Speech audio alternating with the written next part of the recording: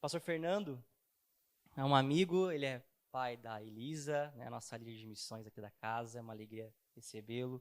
Pastor presbiteriano, glória a Deus por isso. Eu queria, crente, aleluia. E eu queria orar por ele. Vamos orar como comunidade, levantar as mãos aqui à frente e vamos orar pelo do Pastor Fernando. Senhor, nós somos gratos por tudo que o Senhor fez aqui. Obrigado pelo seu mover. Obrigado porque o Senhor tem nos instruído a viver de forma realmente intencional a jornada de um discípulo. Senhor, somos gratos pela vida do pastor Fernando, obrigado pela sua casa, sua família. Senhor, sabemos que o Senhor usará ele nessa manhã. Por isso, use a voz, a mente, o coração do seu filho para nutrir a nossa comunidade. Que ele tenha autoridade, discernimento e que nós venhamos ser realmente um solo fértil para que a mensagem hoje falada cresça, amadureça e gere ainda mais frutos. Assim oramos, em teu nome agradecemos, Jesus. Amém, amém e amém. Graças e paz, amados. Amém. Além da Elisa, também tenho a minha esposa, que é 50% do nosso agir, do nosso ministério. Que se não fosse essa minha esposa, essa linda mulher que o Senhor me deu, não estaria e nem teria feito nem metade do que o Senhor tem assim nos levado a realizar. Tenho a Fernanda, também está aqui, junto com o Diogo, e a filha dele ali, a Bianca. Tem o meu filho Esdras, que está ali, ó, aquele moreno, tá? E ele vai entrar no grupo de homens solteiros, tá? Quantos são do grupo solteiro aí? Ai, teve gente que ficou assim, olha com a mãozinha. Mas eu quero dizer uma coisa para você. O seu grupo está fadado a ser exterminado. Logo, logo você vai passar para o outro grupo. Amém? Quem acredita nisso, diga amém. Amém. O Senhor deu uma unção toda especial aí para esse grupo. Tá bom? O Senhor tem nos dado a graça de estarmos trabalhando já há alguns anos aqui na região de Santa Catarina. Estivemos trabalhando também em Mato Grosso com povos indígenas, juntamente com a minha família. Tá? Nós trabalhamos pelo menos uns 7 anos com o povo Nhambiquara, e a ministração que sempre visamos é na língua indígena, extremamente contextualizada, de tal maneira que o evangelho possa alcançar o povo onde ele está e da maneira que eles creem, na maneira da sua cosmovisão. E o Senhor, nessa caminhada, também nos fez retornar aqui para Santa Catarina, e atualmente estou trabalhando com o povo Guarani-Imbuá e também uma outra etnia que surgiu aqui na região, veio lá do Amazonas para cá, é o povo Deni. Nessa região aqui, por exemplo, de Joinville, Araquari, São Francisco do Sul, Barra do Sul, há pelo menos 12 aldeias, 12. Estão se estabelecendo outras aqui em Joinville, ali para o lado da Vigorelli, em direção a outras regiões aqui. Então, há bastante campo para você, tá? Para trabalhar entre os povos indígenas. Eu não vi nenhum amém. Interessante. Sim, que nós estivemos trabalhando também um pouco mais ao sul com outras aldeias, né? E o Senhor tem nos dado assim graça diante desse desafio. E creio que o Senhor vai nos preservar por mais algum tempo entre eles. Amados, nesta manhã desejo compartilhar o texto que se encontra em livro de Filipenses, capítulo 1, do versículo 27 ao 30. Filipenses 1, do 27 ao 30.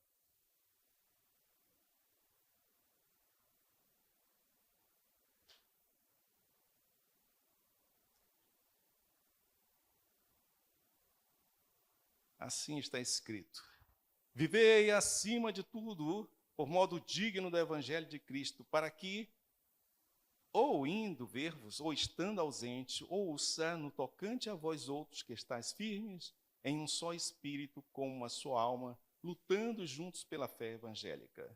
E que em nada estáis intimidados pelos adversários, pois o que é para eles prova evidente de perdição é para vós outros de salvação, e isto da parte de Deus. Porque vos foi concedida a graça de padecer por Cristo, e não somente de crerdes nele, pois tendes o mesmo combate que viste em mim, e ainda agora ouvis que é o meu. Iniciozinho do 27, como é que está? Amados, queridos, vivei de modo digno do Evangelho. Antes de entrarmos no texto, nós queremos nessa manhã ter um panorama, ter uma visão geral assim do que era a comunidade de Filipenses, para que possamos entender um pouco mais, tá, esse texto, não somente esse texto, mas outros que estaremos colocando, tá certo? Então vamos lá para a nascente, no momento em que nasceu essa comunidade. Atos dos Apóstolos, capítulo 16.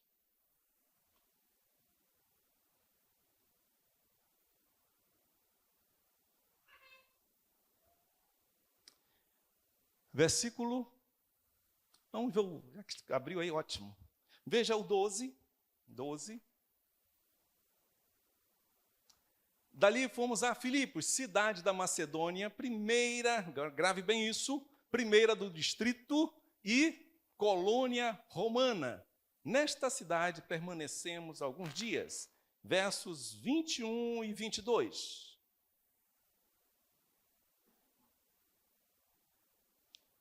Ok? Propagando costumes que não podemos receber nem praticar porque somos romanos. Levantou-se a multidão unida contra eles, e os pretores, rasgando-lhe as vestes, mandaram açoitá-los com varas. Então, com isso em mente, nós vamos depois dar uma olhada naquele texto em que lemos anteriormente.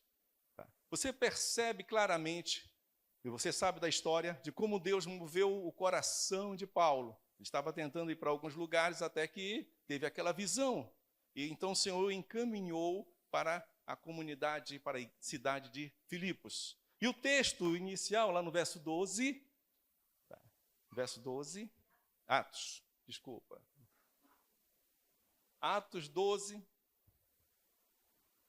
16, verso 12. Percebam, isso, o detalhe que salientado aí. Quais são as características dessa cidade? Primeira, do distrito e colônia romana. Por que ela ganhou, então, esse título? Essa cidade ganhou esse título de ser a primeira e também colônia romana. Acontece que ali era uma região de praia.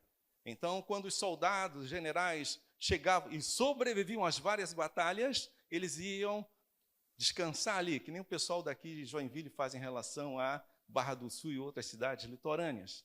Tá, ok? Então, os soldados iam para lá.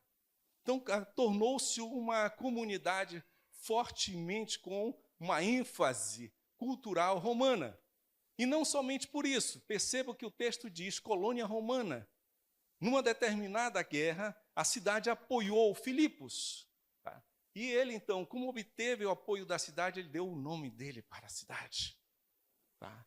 E ganhou essa cidade, assim, de tabela, o título de ser uma cidade romana, no sentido de ser colônia.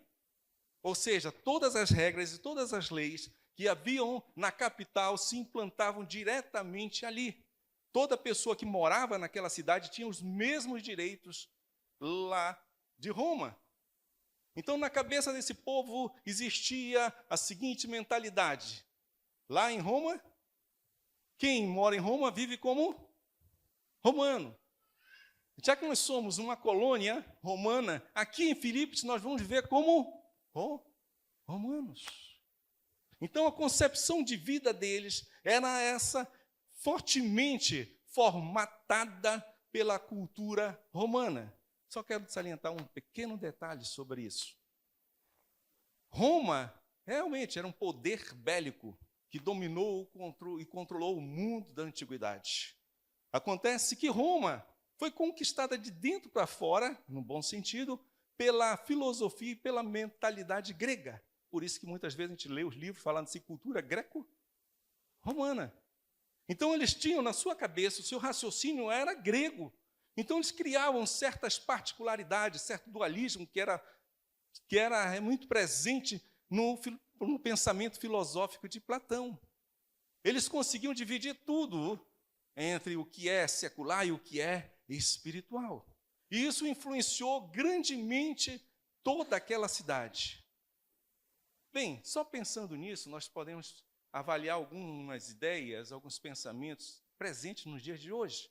Por exemplo, enquanto estamos aqui, tudo que nós estamos exercitando é espiritual. Mas quando eu saio por aquela porta ali, na segunda-feira, o meu trabalho não é tão espiritual assim. É secular. Não tem gente que pensa assim? Porque cria essa mentalidade. Tá? É muito fácil, muito simples. Bem, ontem eu vi isso na prática. Tá? E a pessoa ainda contava com uma certa vantagem. E afirma ser um cristão. É cristão, mas está na caminhada. Está na caminhada. Ele contou a seguinte experiência. Ele comprou um determinado produto pela Shopee, ligou para o vendedor e falou assim, olha, me faz um favor, imite a nota fiscal como se fosse um outro valor e um outro produto. Eu vou lá buscar e tal, eu pago, eu dou um outro endereço. E qual era a intenção dele? Imposto. Para que não fosse cobrado o imposto. Porque a nota saiu por um valor inferior. E ele comprou um baita celular. Então, há pessoas que fazem essa divisão na sua cabeça. Você deve lembrar da experiência daqueles homens de Deus que lá em Brasília, quando foram filmados, inclusive, receberam a propina. Não, então nós vamos orar agora agradecendo a Deus porque nós recebemos esse valor. Lembram disso? Existe essa mentalidade. Não, basta então eu, de repente, desse desconto que Deus me deu, ou dessa propina que eu recebi, eu vou dar o dízimo, vai estar legal, barra limpa entre eu e Deus. Infelizmente, nós estamos sendo bombardeados com essa mentalidade nas nossas comunidades de uma forma geral. E às vezes nossas práticas de vida são muito envolvidas com isso. Enquanto eu estou aqui, como falamos no início, é espiritual, canto, louvo, dou o dízimo, participo e tal, mas não há necessidade de ter uma correspondência da minha fé numa prática de vida que seja influenciada pelo Evangelho. Porque o texto diz assim, vivei, pois, nessa terra, de modo digno do Evangelho. Então, há esse tipo de pensamento muito presente nas nossas igrejas, no pensamentos, principalmente novas comunidades que não possuem e não buscam um embasamento da palavra. Uma coisa que eu gostei é a visão, por exemplo, de que a arte realmente influencia e é um instrumento de levar e apresentar Deus de uma forma pertinente dentro de determinada cultura. Sim. Outra, a ideia muito forte aqui de buscar essa formação. Não simplesmente uma formação, mas ter uma ligação histórica com aqueles amados irmãos que se debruçaram e estudaram e formataram as suas vidas e influenciaram gerações que estão chegando aos nossos dias. Por isso, fala de fé, como é que é o nome do estudo? Reformar. Que vai atrás, se volta, tem uma ligação histórica. Nada surge do nada, assim, só o Senhor mesmo. Então existe, infelizmente, essa mentalidade. E nós estamos sendo bombardeados por vários fatores. Além disso, percebam bem, isso é dedução, mas dá para perceber isso. Se era uma comunidade romana onde trabalhavam pessoas, ou melhor, moravam pessoas que tinham participado de várias batalhas e tinham sobrevivido a elas, e eles agora estavam aposentados, qual era a mentalidade deles em relação à vida, o envolvimento? Bem, eu já fiz o que precisava. Já tive as minhas batalhas. Eu já cheguei aqui. Então não preciso mais me envolver com mais nada. Agora eu tenho que ficar deitado na minha rede, tomando água de coco nos finais de semana. Melhor, de segunda a segunda é melhor ainda. Porque eu estou agora aposentado. Isso é bíblico? Não, não é. E essa é uma visão de reino? Também não é. Mas sim de alguém, de uma pessoa que não compreendeu esse envolvimento com o Evangelho. Não compreendeu o que realmente é o Evangelho. Observe que, agora sim, no texto lá de Filipenses, observe que fala de um evangelho, mas não é qualquer evangelho. Não é o evangelho da prosperidade, não é o evangelho dessa ou daquela corrente teológica, não é. Não, não. O texto fala do evangelho do Senhor Jesus Cristo, na minha versão.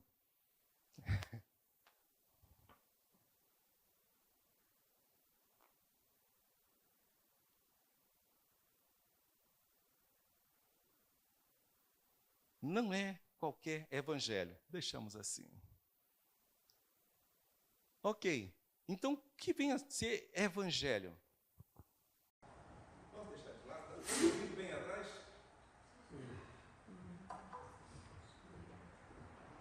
O que vem então a ser o evangelho?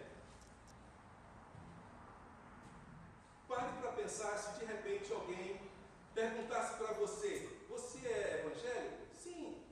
Mas o que é evangelho?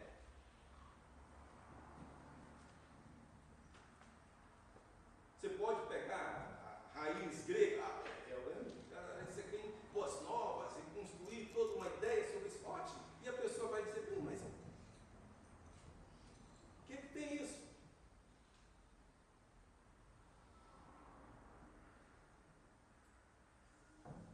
O Evangelho do Senhor Jesus Cristo é toda a parte histórica, desde a criação até a restauração.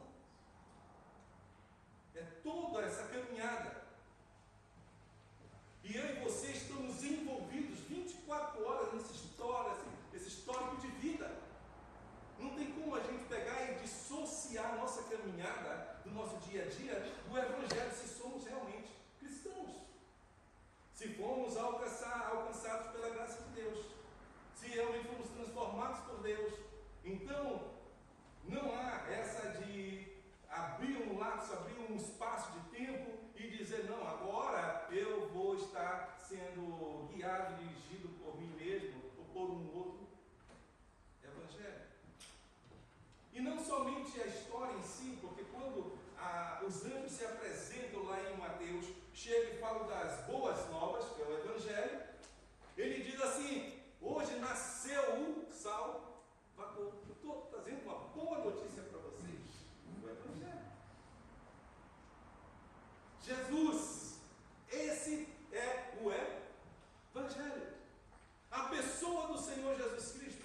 Então, se é uma pessoa, é relacional. É no meu dia a dia, é em todas as áreas da minha vida. Não apenas intelectual, não apenas uma ideia, algum pensamento que esteja dominando, controlando, mas permeia toda a minha vida e todas as áreas da minha vida. A pessoa do Senhor Jesus. Amém. Amém. Glória a Deus, uma crente. Alguém falou o seguinte: não há um milímetro, não há um décimo, não há um nano em toda a nossa criação do qual o Senhor Jesus Cristo não seja Senhor. Não há. Ora, se Ele é Senhor de tudo, da história, de toda a criação, quanto mais esse mísero pecador, quanto mais das nossas vidas. Então, com isso em mente, com aquela ideia de Atos, lá da nascente da igreja, tem uma coisa que eu vou também destacar. Quem foram os primeiros membros dessa comunidade? Lídia, uma mulher bem de vida, uma comerciante, uma jovem que era possessa, o que mais? E um carcereiro que se converteu ali, achou que todo mundo havia fugido, e Paulo cantando, louvando ao Senhor juntamente com Silas, eu não faça nada contra você, e ele, o que eu vou fazer para ser salvo? E ele se converte juntamente com toda a sua família. Uma comunidade pouco provável, uma comunidade que não tinha seus potenciais humanos, era uma comunidade que poderia ter se inclinado para uma pessoa, no caso a mulher, tá, de dominar e controlar toda a igreja. Afinal de contas, o poder monetário, financeiro, era ela. E uma jovem que não tinha muitas expectativas, pois ela tinha sido uma ex-possessa. E um carcereiro que não tinha toda aquela formação, bastava só saber fechar os grilhões, as portas, estava ótimo, estava uma maravilha. Então, olhando humanamente para isso e para a nascente dessa igreja, podemos dizer, olha, não tem muitas perspectivas. Vai ser uma igreja problemática, vai ser uma igreja que não vai crescer, uma igreja que vai ter muitas dificuldades de se adaptar à sua realidade dentro do seu contexto social. E como então essa comunidade conseguiu crescer? Como essa comunidade conseguiu romper essas cadeias? Uma cadeia filosófica, o Império Romano controlando, uma cadeia social, oscilando entre várias categorias, pessoas que se encontravam de diversas formações dentro da mesma comunidade, uma cadeia também filosófica de prática de vida, que poderia continuar com esse dualismo, simplesmente não haver nenhum envolvimento dessa comunidade ou dos seus membros com o reino. Como essa comunidade conseguiu superar tudo isso? E não pense que era somente as dificuldades de Filipos, dos filipenses. Muitas vezes são os nossas limitações que impomos.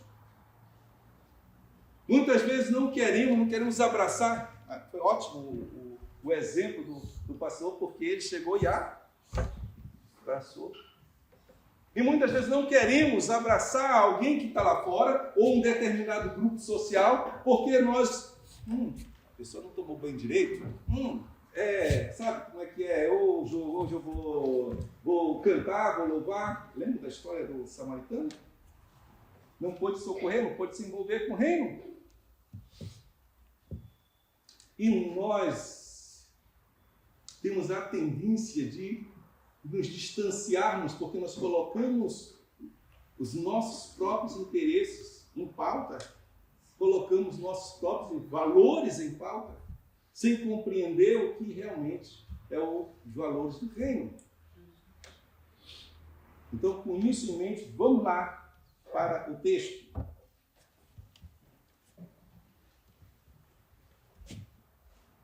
Diz o texto, desculpa, o meu está fechado ainda aqui, abri.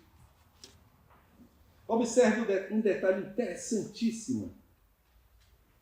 27, na metade dele, diz assim: que estáis firmes em um só espírito, com uma só alma, lutando juntos pela fé evangélica. Dê um salto e leia o versículo 2, do capítulo 2.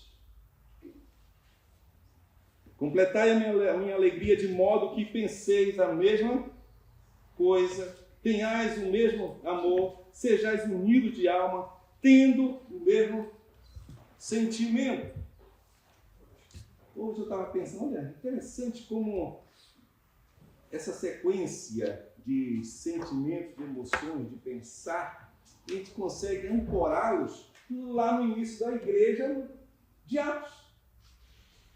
que todos tinham tudo em comum. Havia uma unidade, havia um olhar para o outro como sendo superior a mim. Não se olhava de cima para baixo, mas de baixo para cima em relação ao outro. O outro é superior, o outro é mais importante, o outro tenho que investir a minha vida no outro. Então a gente percebe essa construção lá em Atos e também é desenvolvida aqui. Em termos de terem a mesma mentalidade. Esse foi um dos fatores que levou a essa comunidade a sair desse prognóstico triste de que não daria certo. Foi se criando a ideia de ser igreja, de ser o corpo de Cristo. E entenderem isso. E é fundamental para a minha vida e para a sua vida entender isso nos nossos dias. Amém. Que eu e você não vivemos sem o outro. Amém? Amém. É fundamental. Não existe isso na vida cristã, de sermos uma ilha isolada de tudo e dos outros, senão isso não é cristianismo, senão isso não é igreja, pode ser qualquer outra coisa, pode ser um clube social, sim, onde você ou eu pagamos a mensalidade, vou lá e participo, aquele evento, mas o reino de Deus não é isto. Isso não é ser igreja. O que acontece então para muitas pessoas nos nossos dias? Elas chegam e dizem assim: olha, eu já tenho 15 anos de fé, eu já fui batizado, eu já participei daquela outra comunidade, eu já tenho toda uma carga, um know-how, gospel.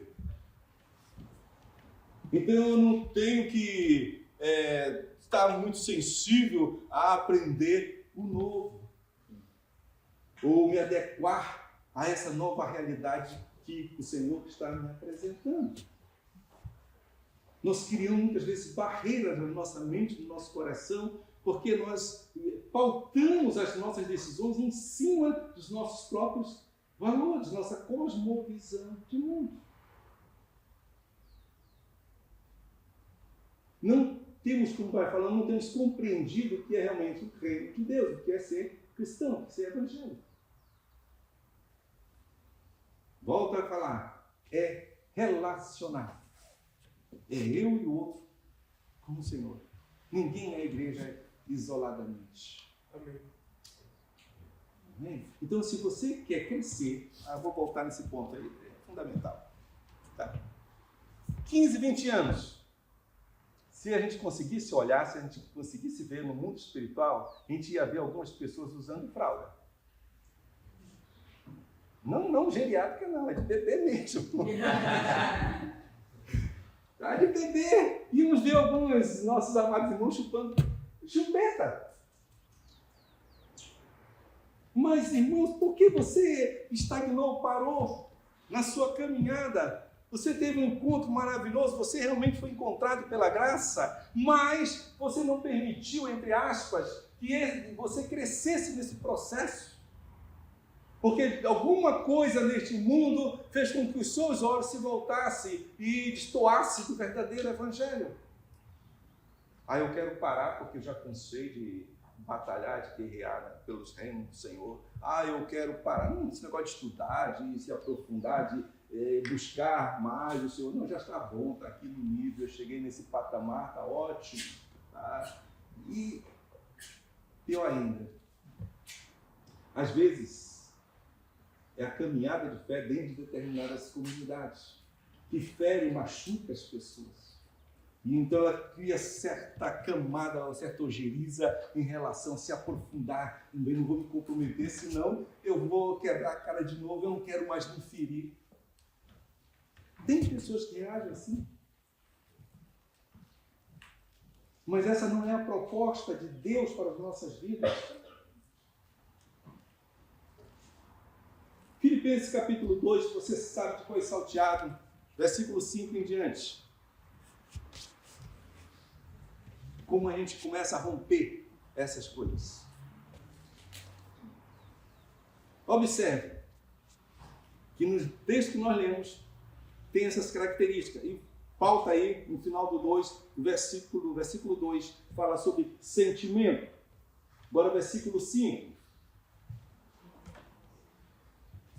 A questão do sentimento não saiu do jeito que queria, mas está bom o modo.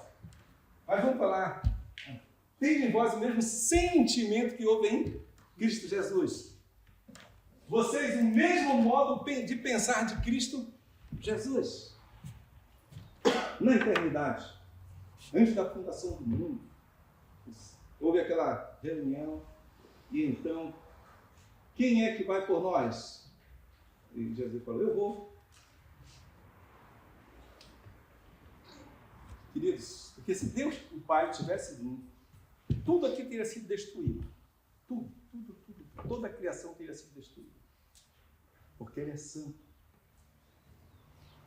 E a sua santidade não pode ser permeada pelo pecado, pela culpa, pelos dejetos da nossa vida. Quando Deus falou assim, olha, fiquem lá embaixo, não passe desse marco, porque quem chegar e toca aqui, lá no Velho Testamento, chega aqui, vai morrer. Então não poderia ser o pai. Tinha que ser o filho. Mas ele também não poderia vir com toda a sua majestade e glória. Então ele pegou e se despojou, tirou esses seus poderes e tornou-se homem, carne. Então nós encontramos a eternidade de um lado e toda a humanidade do outro, se fundindo na pessoa do Senhor Jesus Cristo. Por isso que há essa realidade de sermos alcançados pela graça de Deus. Porque foi o próprio Deus que se tornou homem na pessoa do Senhor Jesus Cristo e veio a este mundo. É o que o texto está dizendo aqui. Ele desceu do seu patamar e foi lá no fundo do poço viver com a gente como homem, sendo Deus, 100% homem, 100% Deus.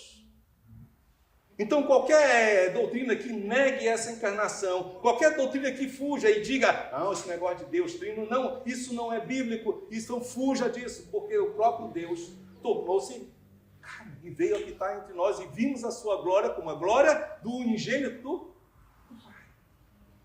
Para que essa graça fosse transmitida a mim e a você, para que Ele pudesse morrer na cruz, ser o nosso representante na cruz e morte, cruz e obedientes, como o texto diz, para que eu e você tivéssemos a salvação, porque foi o próprio Deus, 100% homem também, que morreu. Porque tinha que ser um homem 100% homem, senão não iria valer nada. Seria só mais um mártir, seria mais um que iria se sacrificar. Se ele fez isso, aí que está. Se ele deu exemplo e tinha o mesmo sentimento, se despojou e desceu, qual era o exemplo da igreja de Filipos? Jesus. Jesus é o modelo pleno desse esvaziar, é o que o texto diz, para nos alcançar, né, com a sua graça. Ele se doou, ele nos amou de tal maneira, como diz o texto, que veio. Essa é a motivação maior para estarmos aqui, para permitirmos que a graça de Deus faça algo através de nossas vidas, porque Ele fez primeiro. E alguém de repente poderia dizer assim, irmão, Jesus está longe, distante, afinal de contas, eu sou só um comedorzinho de farinha aqui, não dá, tá, um pirãozinho, não dá, não tenho condições, tenho minhas limitações. Tá? Eu tenho minhas lutas internas, eu tenho um jeito meio limitado. Então, sabe o que o nosso amado Paulo fez? Ele citou o exemplo de Jesus. Mas ele também vai citar outros exemplos. Ele vai citar versículo 2:19. 2:19. Pode continuar lendo aí, tá? Pode ir lendo. Tá? Espero no Senhor Jesus mandar-vos Timóteo o mais breve possível, a fim de que eu me sinta animado também, tendo conhecimento da vossa situação. Porque ninguém tem de igual sentimento, que sinceramente cuide dos vossos interesses. O outro, o alvo é o outro. Então, Paulo passou esses valores para Timóteo. O alvo, querido, é você alcançar o outro com a graça que te foi ministrada pelo próprio Deus. Não reter essa bênção. Outro exemplo. Versículo 25.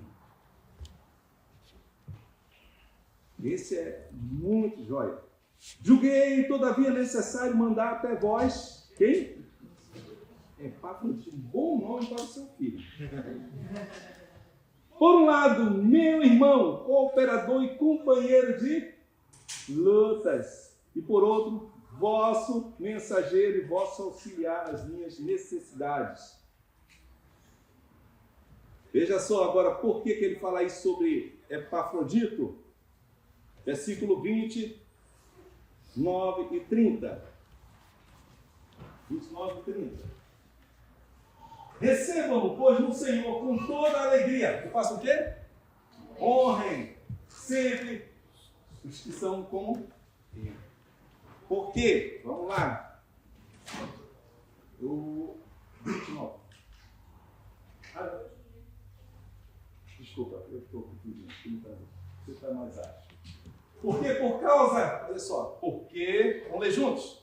Porque, por causa da obra de Cristo, ele quase morreu, arriscando a sua própria vida, para suprir a ajuda que vocês não podiam dar pessoalmente. Entenderam por que Epafrodito é citado também como um exemplo? Ele se doou para ser instrumento de Deus na vida de Paulo. Será se não são essas coisas que mexeram assim com essa comunidade?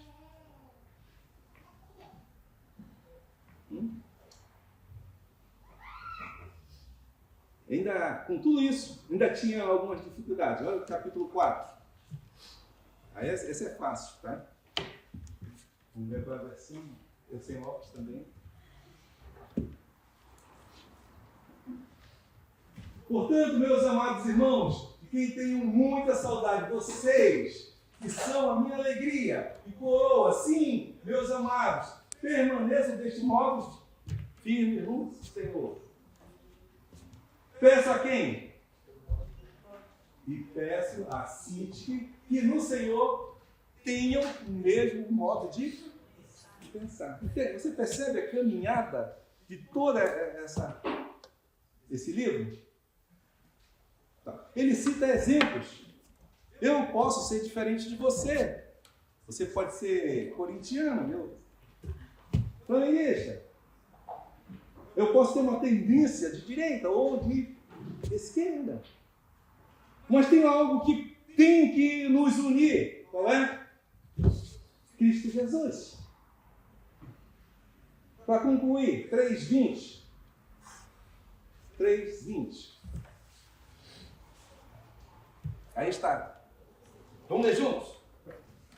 Pois a nossa pátria está nos céus, e onde também aguardamos o Salvador, Senhor Jesus Cristo. Muito bem. Senhor Jesus Cristo atrai para si a minha e a sua atenção. Eu posso pensar diferente, você também tem esse direito. Mas eu e você, como cristão, como filhos de Deus, temos algo em comum, que é a pessoa do Senhor Jesus Cristo. E é isso que nos torna um em Cristo Jesus. Amém. É por isso que eu e você podemos chegar aqui e participar da ceia do Senhor. E podemos dizer, olha, eu te amo, meu irmão. Porque nós fomos alcançados pelo mesmo meio de graça. E por que então eu e você temos isso em mente? Botando essa caminhada do que é ser o Evangelho. Porque eu e você não temos simplesmente o título de eleitor aqui dessa terra? O meu e o seu título de eleitor de onde é? Dos céus. Mas eu, enquanto você, temos que estar aqui nessa terra. Por isso que a palavra de Deus, enquanto você está aqui, vivei de modo digno do Evangelho. Então, os meus valores têm que estar pautados no que vem do alto. E quando eu e você discordarmos de alguma coisa, nós temos que ter algo em comum, que é a palavra. E isso é fundamental para os nossos dias. E vai ser um desafio muito maior para o ano que vem. E isso tem que estar bem forte nos nossos corações. Voltando. Viver de modo digno do Evangelho. Para que estando ausente, estou presente, você não vai mudar. Não vai ser só na presença do pastor, ou só quem estiver aqui. É de segunda a segunda. Amém? Permeia e penetra todas as áreas da nossa vida. O senhorio de Jesus Cristo. Amém? Pastor Eduardo.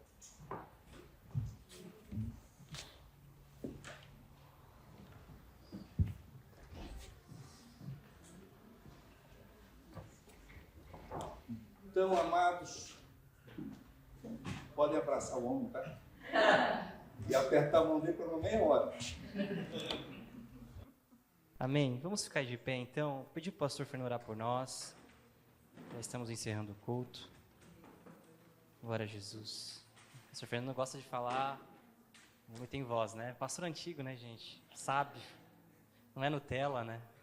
Ore por nós, pastor, por favor. Orando por cada um de nós. Senhor Deus de graça e de misericórdia, nós te louvamos, Senhor, nós te exaltamos, Senhor, porque a tua graça nos alcançou e nos transformou, nos tornou filhos do Senhor. E como filhos do Senhor, Deus, nós queremos agradar o teu coração e vivermos, ó Deus, para a tua honra e a tua glória. Que nós queremos, ó Deus, que a tua presença seja visível, seja palpável, Senhor, nas nossas vidas. E que essa tua unidade em nossas vidas, Senhor, possa ser perceptível ao mundo aí fora, para que ele saiba que tu és vivo, que tu és real e verdadeiro. Usa, Senhor, as nossas vidas. Usa-nos, Senhor Deus, como instrumento do Senhor para manifestar a tua presença e a tua graça. Em nome de Jesus. Amém. Glória a Jesus, aleluia. Obrigado, pastor. Depois abraço o pastor Fernando, abençoe a vida dele, a casa dele, esposa, os filhos. Obrigado pela presença. Irmãos, encerrando o culto, então, agradeço a todos, que possamos agora ter um domingo, né, para comemorar o Dia dos Pais, em alegria, em gratidão a Deus, que possamos ter esse tempo de descanso.